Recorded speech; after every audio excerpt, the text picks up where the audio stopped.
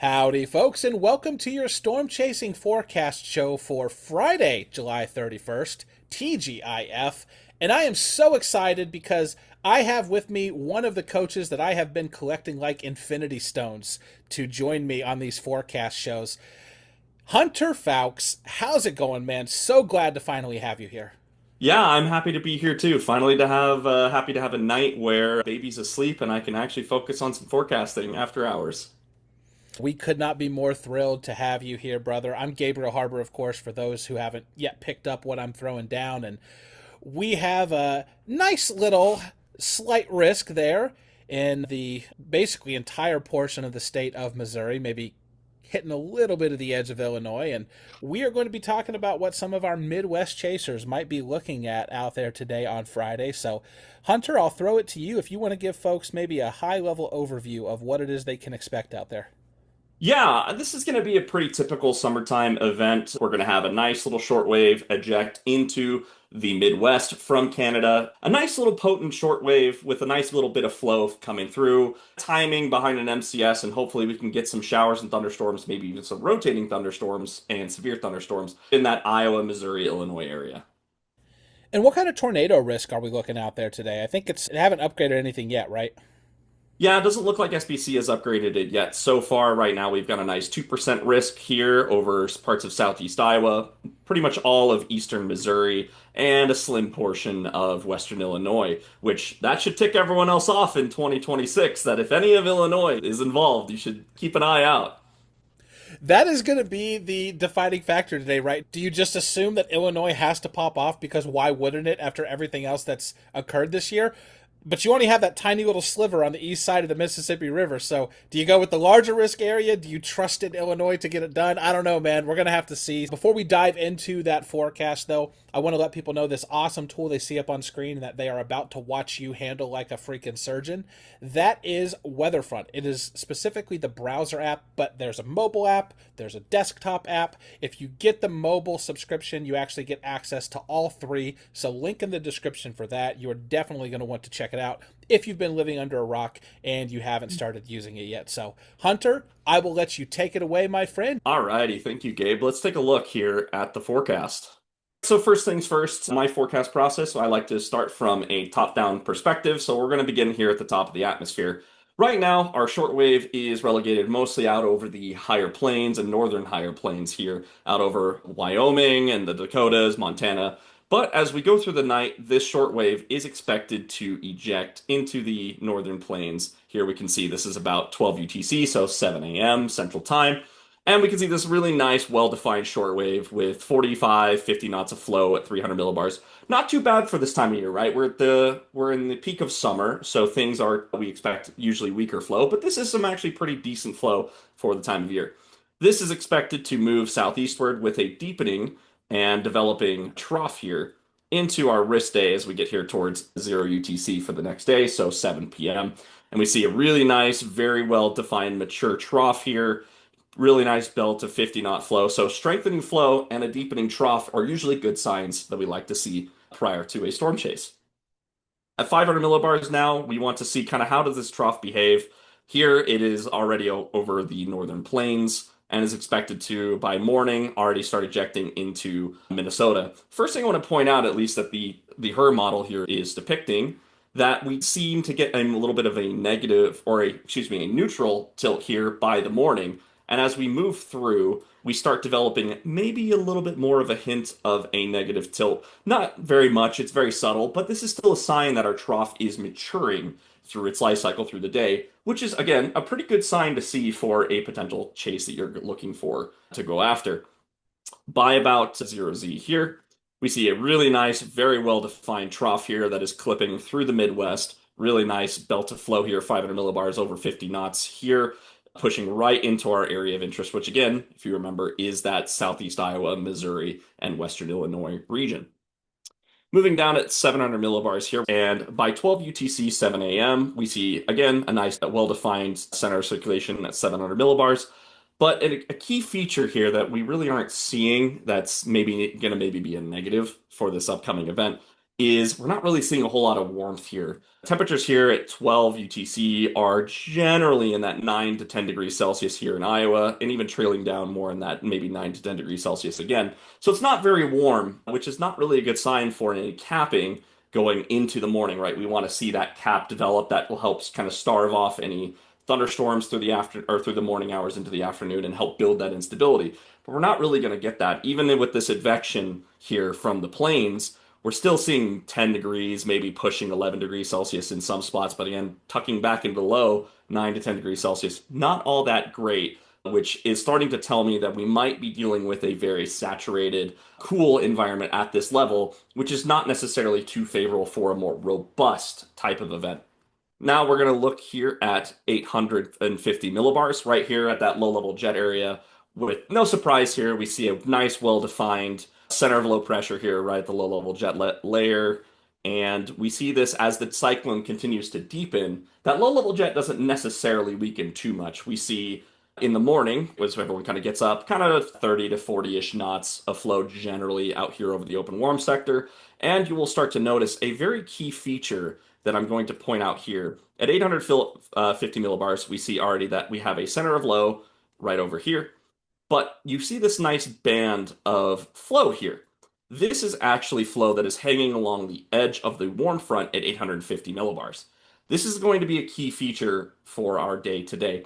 But at 850 millibars, we do see that there is generally a southwesterly flow behind that boundary and bending to a more southerly flow out ahead of it. So this will be a nice shifting boundary, shifting winds across that boundary, excuse me, for us to be looking for maybe some rotating storms. Also, another thing I like to look at here at 850 millibars is generally temperatures. I want to see, are we getting too warm here in this layer? Because that's generally not a good thing. We want to be able to see, are we cooling? Are we moist, etc. And at this layer, this is important. Here at 18 UTC or 1 p.m., we see that we're generally around 17, 18 degrees Celsius. Now, this is temperature, not dew point, so forgive me for that. But generally, we see that there's a little bit of pretty good warmth here, which is going to tell me just from using this, I don't need to look at anything more, that this is going to be a very warm profile just from this look. Generally, you want to see maybe your 850s being a little bit cooler if you're not going to be dealing with warmer surfaces, which we're about to get into. And there's going to be a reason for that. Now let's go ahead and jump down here to the surface. At 18 UTC or 1 p.m. Central Time, what do we see? We see that temperatures here start to really warm into the upper 70s, low 80s here. So it seems like we're getting a little bit of sunshine in behind a MCS that kind of moves through. And that's going to be a key feature, and we'll talk about that as we get into reflectivity here shortly, is what happens in a post-recovery atmosphere. I know this is something that if you're a true Midwest storm chaser, this is something that you always are looking for, is what happens post MCS, because there is not a Midwest setup that you will ever chase in your life that will not have a lead morning MCS that plows all the way through. They can have one of two effects. They can leave boundaries behind and reinforce boundaries that are already there, which could be a good thing. Or if their anvil cover and shade kind of hangs around too long, you aren't able to actually heat the surface. Even though you have the moisture that is in the profile, you just can't get that instability to really rev back up, which is not so much of a good thing. Looking here at dew points, again, should be no surprise here. By the morning into the early afternoon, we have dew points, even with the HER model here, right? The model that is notorious for mixing dew points out. We see that dew points hold pretty nicely in the 70s here. So if your model that is the worst at mixing, you can imagine it's probably going to be pretty dang moist out there. So not surprised to see 70 plus dew points. You probably wouldn't be surprised to see dew points reaching that maybe 75-degree range. So we see that moisture kind of pool in as that low deepens. We can see some very obvious features. And I'm going to go ahead and stop here at 21 UTC or 4 p.m. This should be right when the day is probably reaching its peak for maybe one of two areas. So first, I always love to point out where is our center of low pressure at the surface. Seems to be up in here in this maybe north central Iowa area. Let's go ahead and draw our fronts now because this is going to be key. So first thing we're going to do is we're going to look for those boundaries, right? We mentioned that earlier, so let's go ahead and take a look at where this is at the surface. If we notice here, we've got winds that are pretty much almost easterly here in eastern Iowa, in Illinois, out of that southeasterly, But if we notice down here in Missouri, winds are pretty dang veered out of the southwest, almost even due west as you get towards the Iowa border. This tells me that there is absolutely some type of boundary in that area. But since there is heavy moisture on all sides of this, for the most part, you've got lots of big moisture out ahead, as well as a lot of very deep moisture underneath. This is most likely a warm frontal boundary that will drape somewhere along in here. This is going to be a very key boundary because as we talked about at 850 millibars, there is now a depth of layer that has shifting winds with height. That is going to be a very key feature for maybe developing some either rotating storms capable of tornadoes or even just hailstorms because that is also important too. So let's go ahead and take a look at our other boundaries. Are there any other boundaries that we need to really pay attention to?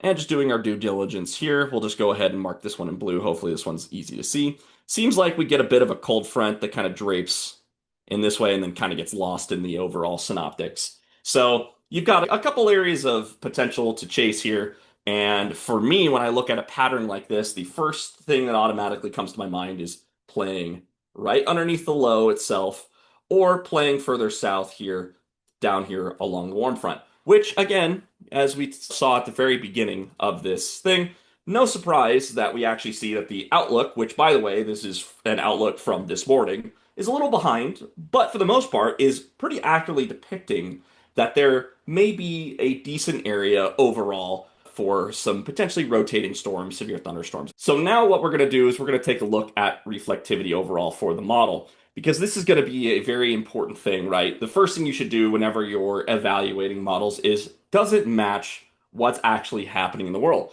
The cool thing that we can do inside of the same browser space here is also look at the same radar. So we're going to just pull up the basic radar here and see kind of what's going on. We see that there are storms ongoing here across South Dakota here, but our main show seems to be this line of storms plowing through Nebraska here. And this is going to be a key feature. As you remember, our trough here is ejecting into the plains right now, which has led to some severe weather and actually some pretty robust wind reports here in central Nebraska of 60, 70 plus miles per hour. So pretty good bow echo moving through. This bow echo is going to continue through the night and basically plow pretty much like this across the I-80 corridor, maybe a little bit south of that corridor. And this will leave a very important boundary and reinforce that warm front behind it as the overall system kind of moves through the region. So let's take a look and see kind of how this is lining up with the model, right? We see this is where the line of storms are. Let's go ahead and switch over to our model. Go ahead and pull up current time. This is 0Z, 1 UTC. So it seems like it's doing a pretty good job with overall where this bow echo is moving so far. So it seems like we're initializing pretty well overall with how things look. So that's a good sign.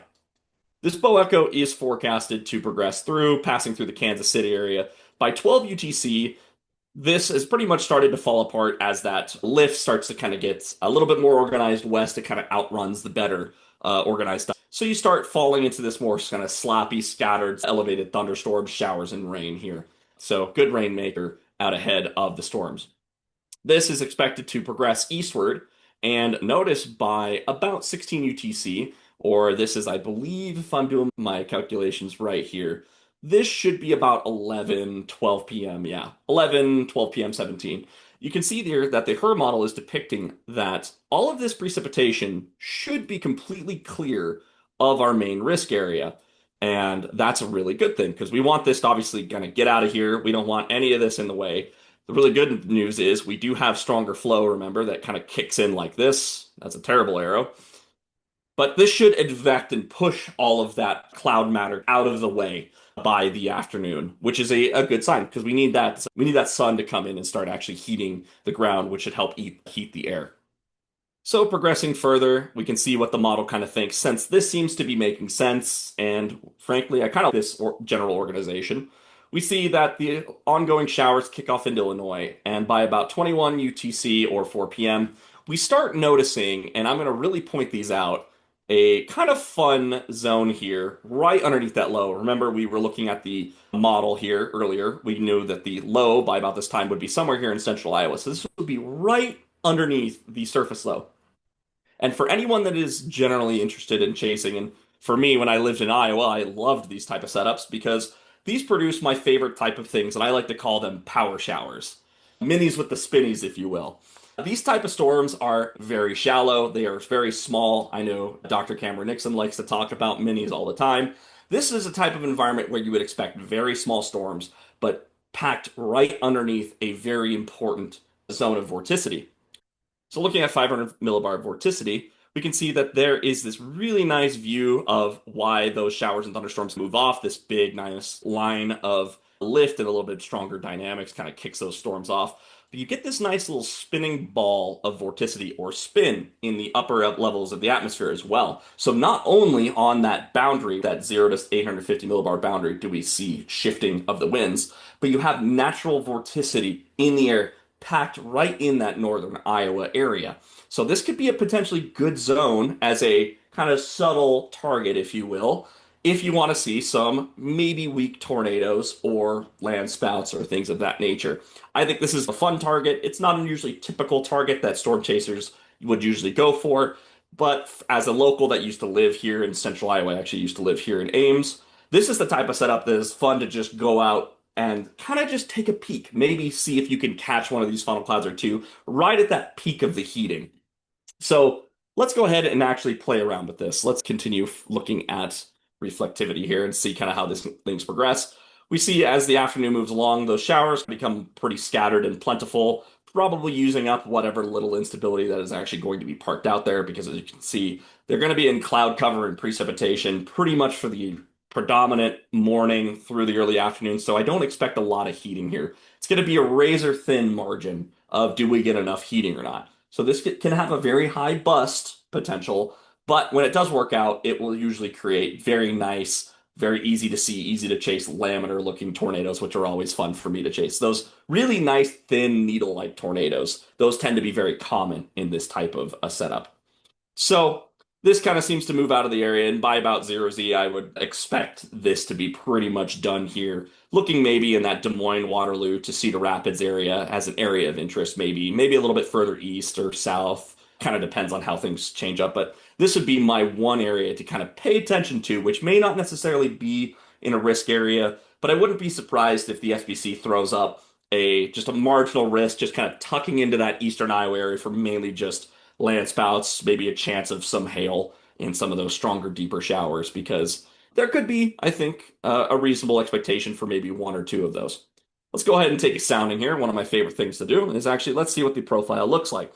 And this is a no surprise environment, right? We talked a lot about this. At 850, we are pretty warm and obviously very saturated, so don't expect a lot of strong lapse rates here. And again, no surprise here, our lapse rates are pretty dang poor, and that is owing to the fact that the HER model doesn't really get too excited about a lot of destabilization after those morning storms move through. But we still develop plenty of surface-based CAPE here, and 3 CAPE here is actually rocking pretty great here. So even though we might not really warm this profile, this will be a really good profile for developing kind of those low LCL, small mini supercells with a little bit of some streamwise vorticity if they can move kind of east southeast as well. This could be the right combination to favor a tropical-esque mini supercell environment that may be transient at times, but hey, you might get lucky here. So if you're in the eastern Iowa area, I would definitely say keep an eye out. Maybe look for some of these mini spinnies around the afternoon and report what you see here. I would be personally very interested in what happens with this. So, now taking a look down at the more traditional risk area, right? The SBC denoted a slight risk for hail, damaging winds, and a 2% tornado risk here across eastern Missouri and western Illinois. Biggest thing here that I want to point out is it seems like we get a little bit more instability actually building in. Looks like we get a pretty good, healthy, 2000 surface-based cape here right behind this, and you can really see this boundary very nicely denoted right in here. So if you're looking for tornadoes, especially further south, one thing that actually might play into your favor, which seems maybe a little counterintuitive, but you might actually want to sit on the Illinois side of the boundary, not because it's 2026, but partially, but because let's think about this, right? We're going to have storms that are going to be moving southeast here across very heavily wooded areas with not a lot of really good southeast moving roads. So even though the big instability pool, you think, oh, maybe I should go along the cold front here and try to target storms that fire off this. But remember, our wind vectors here are super veered out of the southwest, or even, I remember earlier we were looking at almost due westerly. If you're looking for rotating thunderstorms, that might not be the best spot. And actually, I'm going to pull a sounding here. This is at 23 UTC, so this should be 6 p.m. So we should be well into the event beginning. And I actually, funny enough, this is actually a really troublesome sign. I don't like seeing noses of that intensity. Even though you are pretty elevated up in the profile, this is definitely a big cape robber where you just have a big warm nose, almost like a capping inversion here, and in kind of the wrong place. You don't want it there. But you maintain some inverted V underneath it, so any supercell or thunderstorm multicell that kind of survives maybe this capping inversion, and maybe that should help hold some storms off through most of Missouri. I would expect maybe some damaging wind gusts as that wind kind of passes through this drier layer towards the surface, right? As that precip falls, it'll accelerate. And the stronger that inverted V is, generally you can expect a little bit more damaging winds with that type of event. And if you get elevated in any form here, there's not going to be a lot of 3 cape if you elevate, say, if you launch a parcel here at the top of this mix layer through this inversion, you're going to be fighting a lot of sin and you'll have virtually no 3 cape. So I would expect maybe some hail to develop in this type of a profile out further west in Missouri, excuse me, as I fumble over my own words. But here, let's take a look now at maybe the actual more interesting zone. Let's actually take a look at the actual St. Louis area itself, because this was also a spot that kind of caught my attention here. And this is a much more fun profile. Obviously, your eyes are going to be a lot more tuned to towards the photograph, and I think they should be, because the thing we want to point out is there is a lot more turning with height, but it is very low to the ground, right? If we look at the actual profile, you're really only turning from the surface to about 800 millibars, just a little above the low level jet. But this can work in our favor because we are dealing with very low LCL mini supercells. So these little mini supercells are going to want to form in this environment, and it is going to be a highly sheared environment in this tiny strip zone along the warm front. So this could be an actually surprising, and I'm going to say decent, tornado setup if storm mode can kind of work out. The first thing I want to look at is we want to check our usual boxes when we're out looking at your more traditional target zones. And here you notice that as we go through the afternoon, we just don't really have a lot of bulk shear. This will lead to a lot of sloppy storms in the low end ballpark for supercells. Generally, that's about 25 knots. And we can see here by St. Louis, we're 25 to 30-ish knots. We're really on that lower end according to the HER model. And as we get towards the evening here, we see that low-level jet ramp up a little bit, so our bulk shear improves a little bit. So maybe expect thunderstorms to be kind of blobby multi-cell if they form in the afternoon, and maybe get a little more organized as they go towards the evening. That seems to be the expectation. But the good news is we do see generally perpendicular flow across not only the cold front itself, we'll call it a cold front, and the warm frontal boundary itself. So I should expect at least some type of shear that is good enough to organize multicells, maybe some transient supercells down in this region. But given that you have very strong forcing going into little to no cap, with a lot of instability and a lot of moisture that is deep, you're probably going to auto-convect once the atmosphere becomes unstable pretty much everywhere. So that's going to be one negative going into this event. Generally down here south, we see storms pretty much start going up. The model seems to hold them off, probably due to that inversion we talked about earlier. By about 7 p.m., we should see storms lighten up here around the St. Louis area. And we actually see some decent organized, maybe clusters of storms here getting into that night mode here. And I want to pull up some storm relative felicity because we notice that as the low level jet ramps, we are going to get into that overnight hours. We see the low level wind field become more favorable for rotating storms. And I want to pull a sounding, and hopefully this isn't too contaminated with storms. Not too bad. But we do see these really nice low-level humped photographs, and they get a little bit deeper, right? We looked earlier that it was only about 800, but now we're starting to get a little bit deeper. You're seeing a little bit more of that backing out of the west-southwest here, and that elongates our photograph to about that 3 kilometer range, it seems like. So as we get into the night here, this is probably, if you're looking for tornadoes, the event in Missouri and Illinois might trend towards being a late afternoon, evening, heading into dark type of event, while the Iowa one is more so in that middle afternoon, that 2 to 6 p.m. time frame.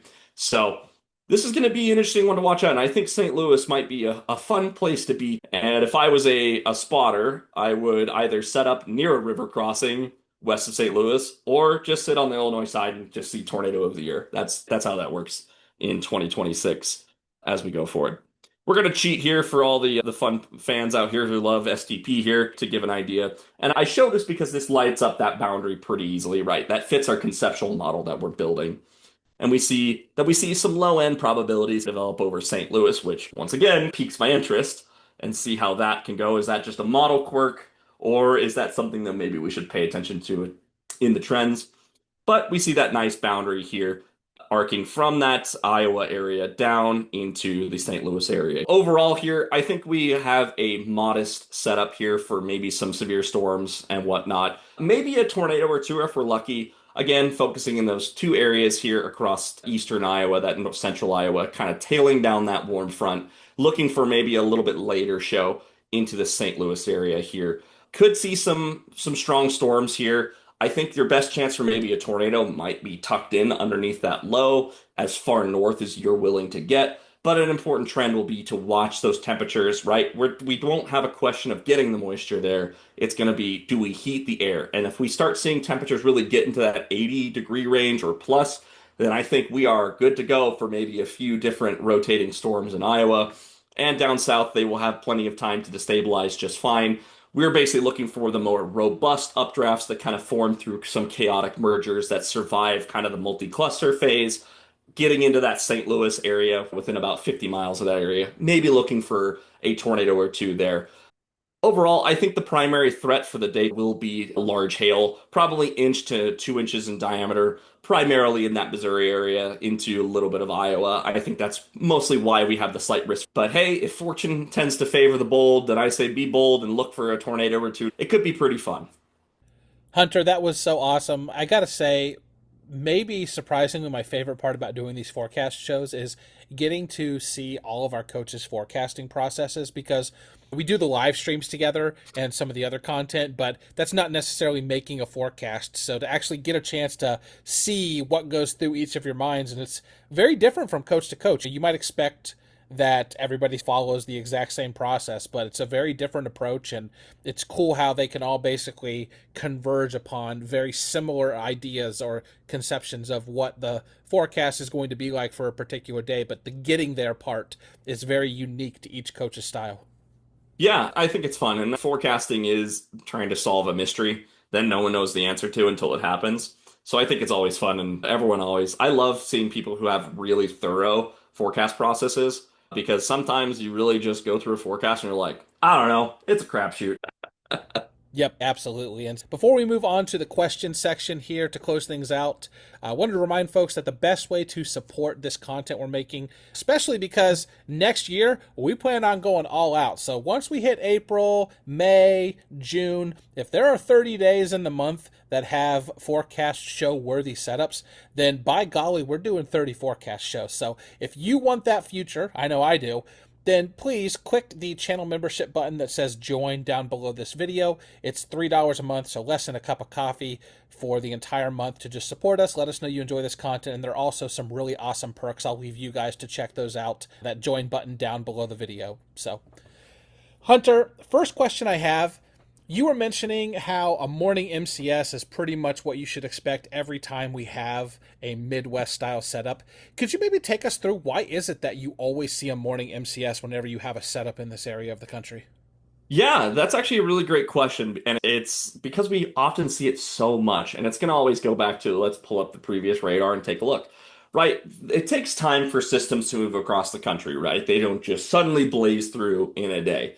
That means there is multiple days for a storm system to develop, start ongoing, and oftentimes you eject into the plains. That means the system will suddenly meet a little bit more moisture, and due to mountains and upslope up those elevations, you can get natural forms of lift.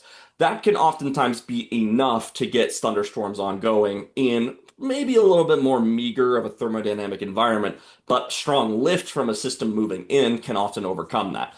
What we can see here as the system kind of moves out, we see the super nice belt of strong flow that moves over. That will induce various forms of lift or suppression. And anywhere you get lift, you can get rising motion. Rising motion can help air parcels realize that potential instability, and thus we get thunderstorms.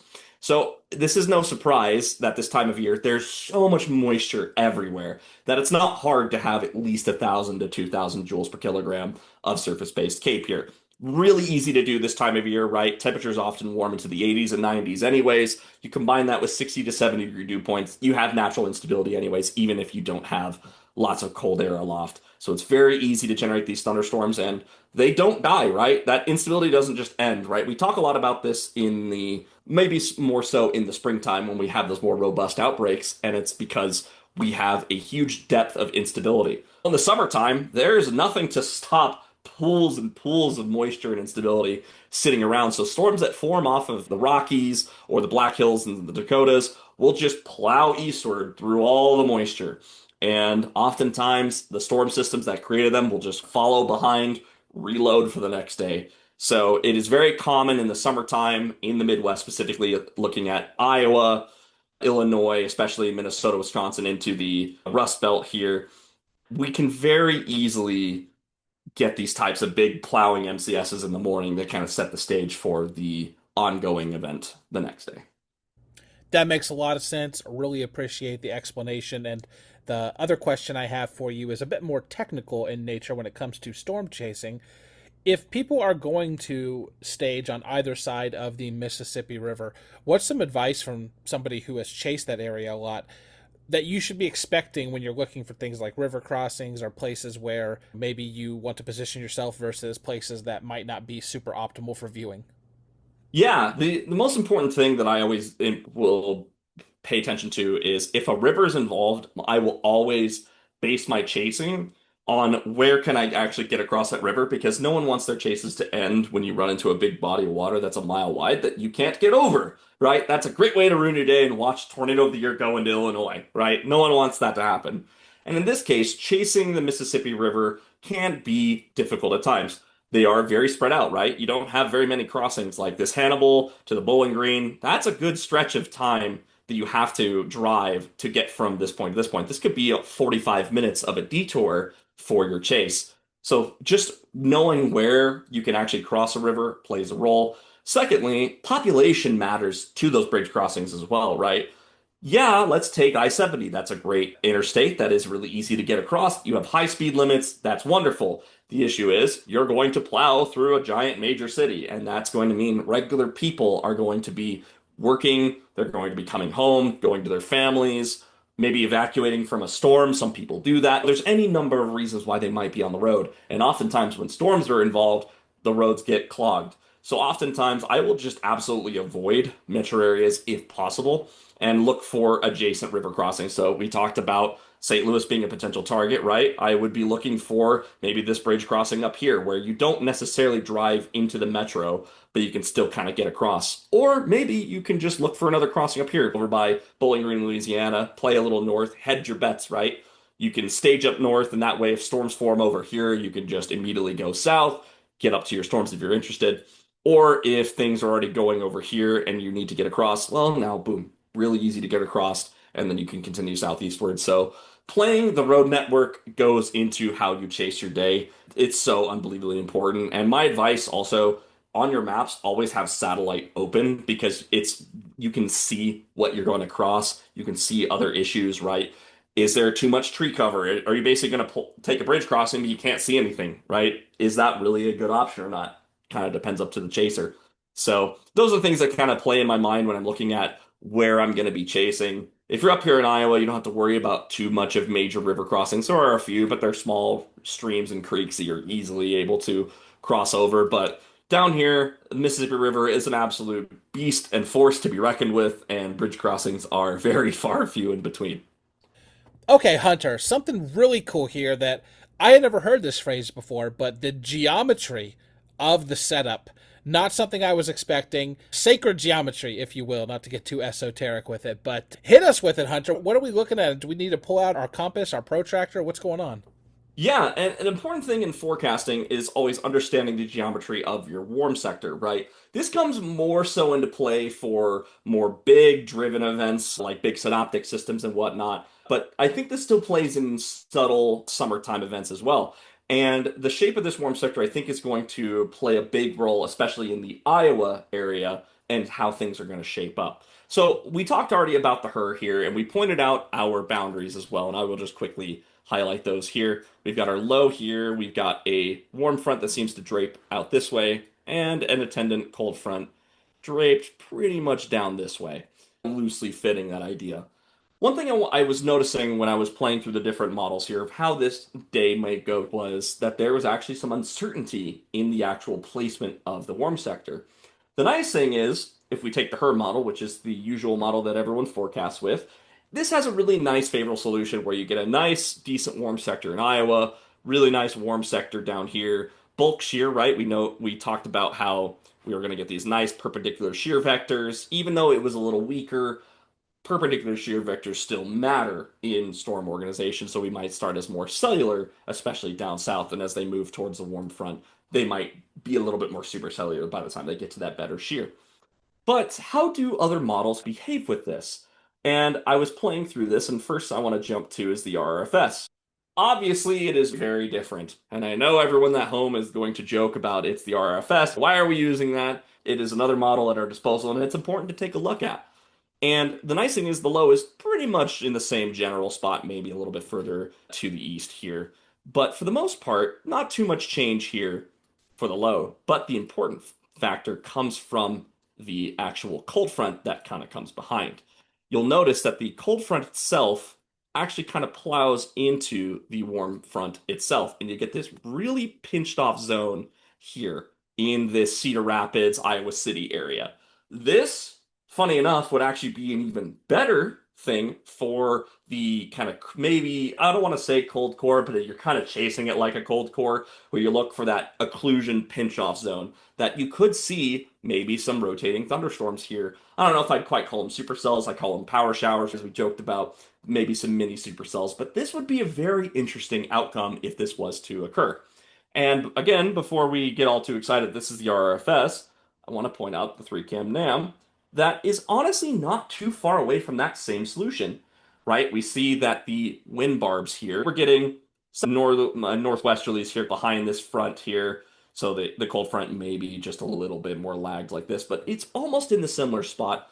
And this warm front is pretty much in a similar location, trailing into Iowa all the way down to St. Louis. So there might be some reason to expect maybe a little bit more of a pinched off zone, which might be more favorable for the northern potential mode for a couple of weak, short lived tornadoes, which would be pretty fun to see if this was to come true.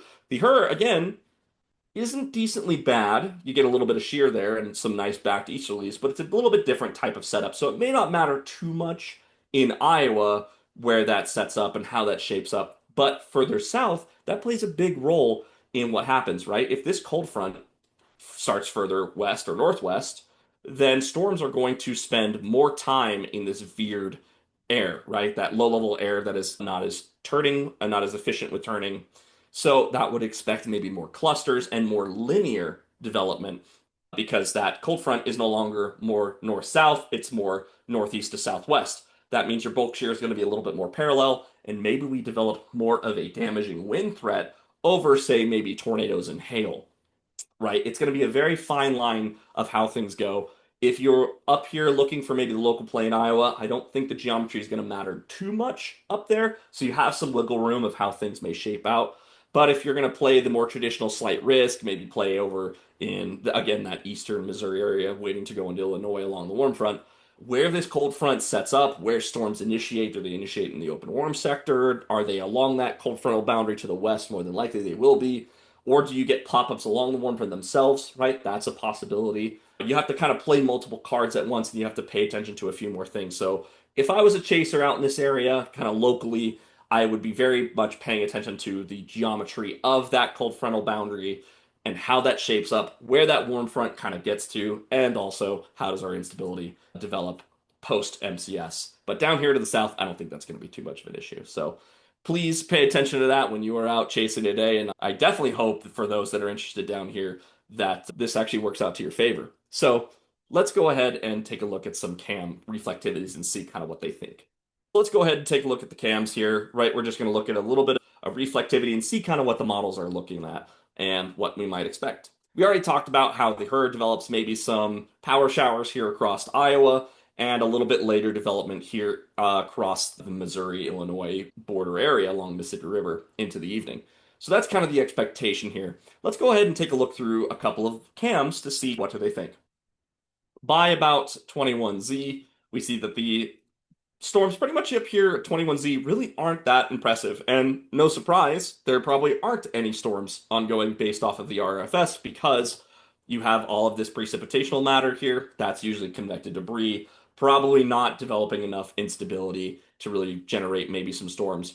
And if you notice, just playing through, you actually get a little bit earlier initiation off of that boundary that is very northeast to southwest. So this would probably be more of a linear damaging wind, embedded supercell for hail, maybe an isolated rain wrap tornado. That would be the expectation if that was to occur. Looking now at other models here, right? Let's go ahead and look at the NAM Nest. And no surprise, right? We all joke that the NAM Nest is obviously the squall line printer, but we do notice a couple of key things here. We get a little bit later initiation for the northern mode into Iowa, right underneath that low. No surprise there, right? The NAM Nest tends to underdo instability when it's super saturated in the low levels, so probably not a surprise that storms take maybe a little bit longer to get going here. I would expect them to be a little bit earlier than 7 p.m. This would probably be again that 2 to 6 p.m. time frame. But the model is indicating there may be some thunderstorms tucked underneath that low. But then again, we get a big old line of storms that develop even down all the way into Oklahoma, where you see just a line of storms, maybe a couple embedded clusters being modeled here, maybe to pay attention to, especially as they intersect that warm front right that drapes pretty much like this. So that'll be a thing to pay attention to. But there seems to be some support with maybe northern mode having a few storms, but maybe a 10 towards linear mode, maybe more to the south, given that boundary orientation. And then we can just go ahead and click through some of the cams here. And just kind of clicking through here, we see a general garden variety spread somewhere between the two different outcomes as well. So there is still some time to figure this out, right? This is still the evening model, so we'll still have the soundings in the morning and actually be able to look at real data, see where things are actually progressing. But we have a little bit of range here in the actual outcome of what's going to go down.